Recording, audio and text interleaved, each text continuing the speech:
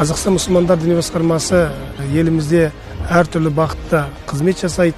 Жылдың басында біз мұфтияттың жанынан өзіміздің діни туризмді насихаттау үшін киелі орындарды зиярат еткен кезде шариғат шеңберінде әдеппен зиярат ету мақсатында елге насихат ету үшін арнайы Дархан Дала атты тур агенттік ашқан болатымыз. Біздің Аллаға шүкір Қазақстан жерінде көптеген әулие әмбиелер, ғалым ғұламалар өткен. Кейде оны біліп зиярат жасап жатқандар бар, кейде білмей зиярат жасап жатқандар бар. Сондықтан біз Алла қаласа осы тур агенттікті ашудағы мақсатымыз зиярат әдебін қалыптастыру. Әрине біз ең дініміздің бірінші ұстанымы ол Алланы жалғыз серік қоспай Аллаға иман ету. Сондықтан кейде әрине болып жатады, бізге көп сұрақтар келеді. Кейде біз тәжірибеде әртүрлі интернет желілерде көріп жатамыз. Зиярат орнына барған кезде шариғаттан тыс іс-әрекеттердің көрініс тапқан. Дін мамандарының қажеттілігі өте маңызды. Өйткені біз сауап аламыз деп күнә алып қалмауымыз керек.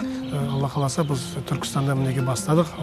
Алдағы уақытта басқа да біздің еліміздегі осындай қасиетті орындардың зияраттарын ел бұқара халқына және онымен қоса жақын шетелдер, ұзақ шетелдерден келген біздің арнайы елімізге келген туристерімізді осы киелі орындарға сапармен насихаттайтын боламыз. Жалпы сауатты кез келген мұсылман кісі қабір зияратының шариғи тұрғыдан рұқсат берілгендігін біледі.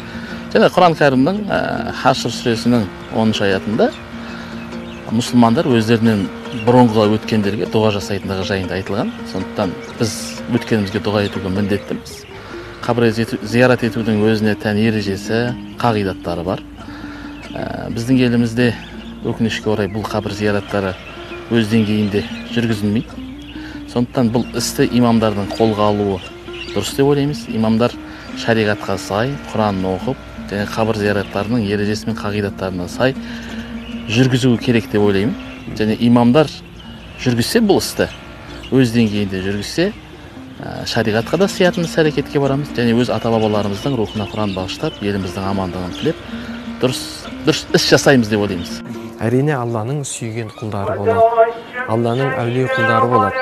Міне біз осы Дархан Дала ішкі туризмді дамытуда біз осы даламыздағы осы киелі орындарды зиярат жасаймыз. Және ол жерде біз өзінің әдебін, шарттарын, ережелерін көрсетеміз иншалла.